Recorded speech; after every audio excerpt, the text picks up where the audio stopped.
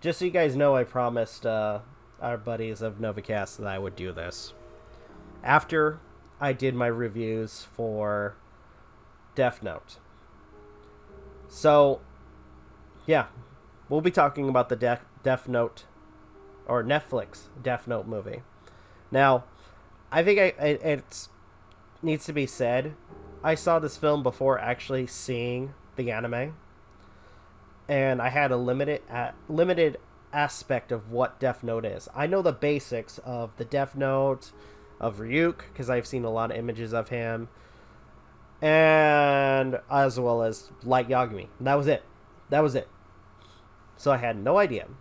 So, besides that, I went and watched it, and to a certain degree, I thought it was okay.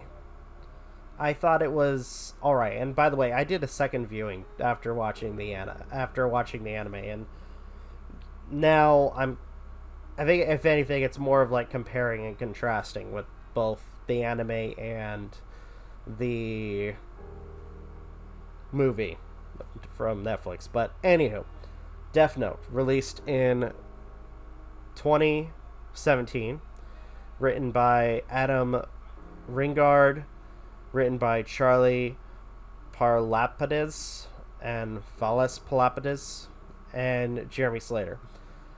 Starring Nate Wolff, Lakeith Stanfield, Margaret Qualley, Shay Winham, William Dafoe, and many, many others. Now, the basic premise is you have an individual who finds a note or a death note or a notebook that basically, has a inscription that those whose name you write in the notebook shall die. And the basic premise is this high schooler uses it, and whoever's name he puts in, they die. And that's the basic premise of Death Note. Now, for the story, they did something different, which I kind of thought was interesting, and it kind of reminded me of some of the aspects, or at least some prior Japanese source material stuff that was integrated for a American audience, like The Ring or The Grudge or Ringu and Ju-on and many others, where they would implement something that was from Japan and try to import it to an American audience. Whereas like Ju-on becoming The Grudge, it's solely set in Japan for both movies, or at least the first movies of the series. You have Ringu transitioning to The Ring and is set in America instead of Japan. And for this one, Death Note, it's set in America. In fact, the main character named is not even named the character as he was in the anime. This is a Light Turner that we're following, so it's to an extent, or at least can be argued, is a totally different character. Though I'm just gonna say is not or can't compare to the character that we received from Light Yagami. I see Light Turner, or at least as watching the film, I see Light Turner as somebody who doesn't know what the fuck he's doing, and the only way he survived till now was out of luck. And at this point, compared to his anime counterpart, Light Yagami is smart and calculating, and to a certain degree, if he does get in trouble, he's 2 steps ahead to get out of trouble. But again, when it comes down to it, and especially with the use of the Death Note, where first Light Turner thinks it's some kind of joke, but with Light Yagami, he's kind of curious about it and proceeds to experiment with it to see whether or not it's true. Actually, speaking of Light, talking about one of the other main characters, because I'm not going to talk about, well, besides one other, Lakeith Stanfield as L. I don't know how I feel about this character. Now, to be granted, L originally, to some degree, or at least to a large degree, especially for the anime, is cold and calculating. Somebody who will do anything within his power to complete the case, to find out who Kira is. And to a certain degree, even though he had a few outbursts, he always tried to recollect himself.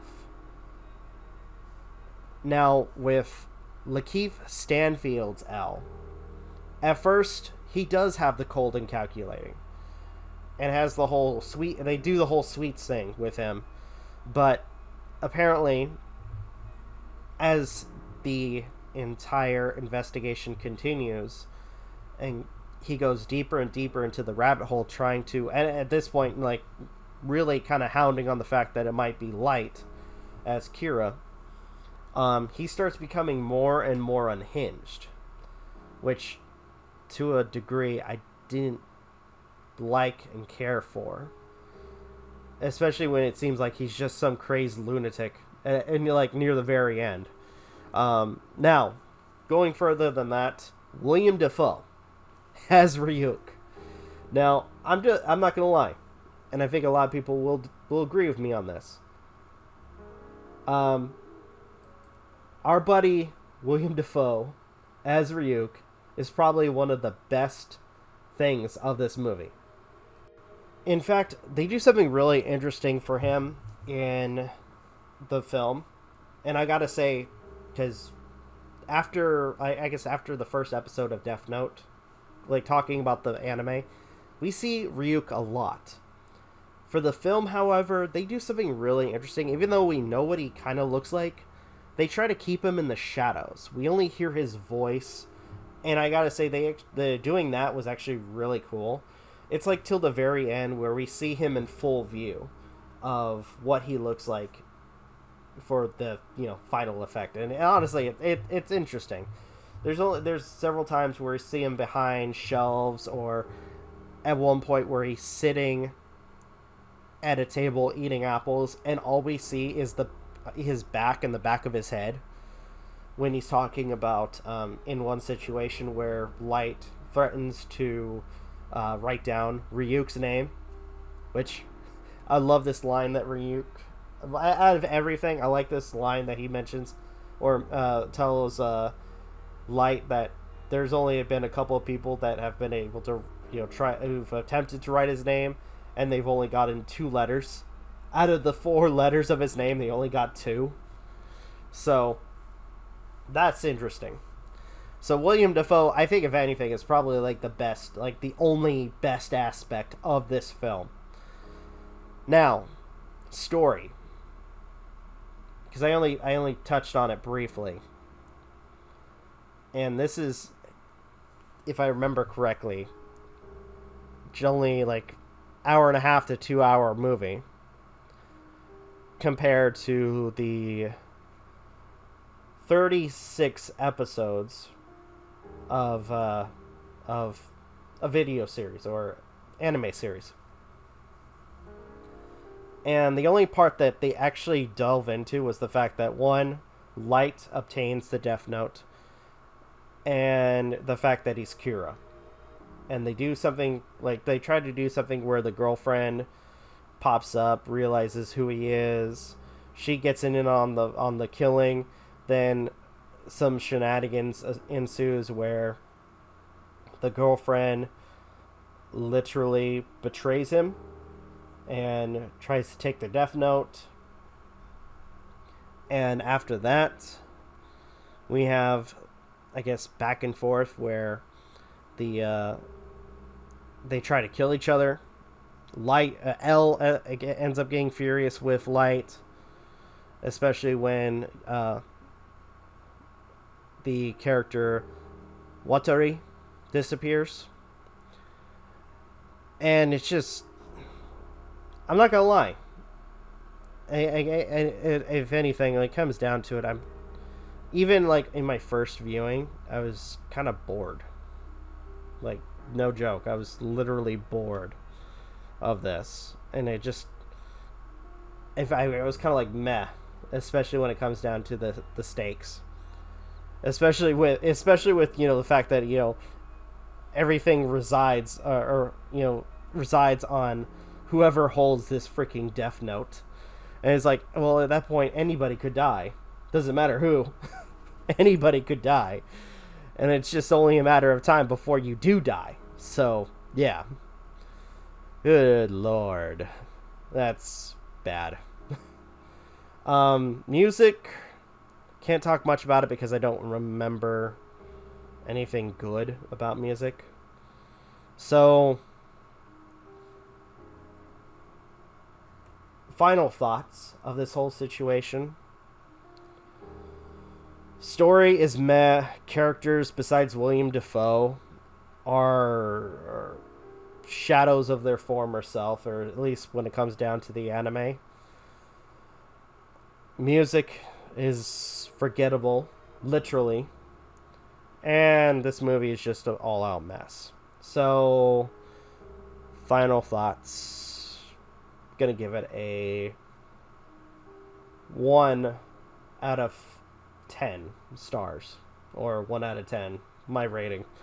I was not particularly fond of this movie, or at least when it comes down to it, again, because I thought it was okay. It wasn't good, it wasn't perfect, it was okay. So with that, I'm gonna go ahead and end the video here. What are your thoughts? Love to hear what you guys have to say. If you guys can, please leave a like, comment, share, subscribe, all the good stuff. If you guys want to follow us on social media, links are in the description down below, as well as check out our daily content and the weekly podcast. With that being said, this is Rob Novakast signing off. Have a good one, and take care. Peace. 2, 3, 5.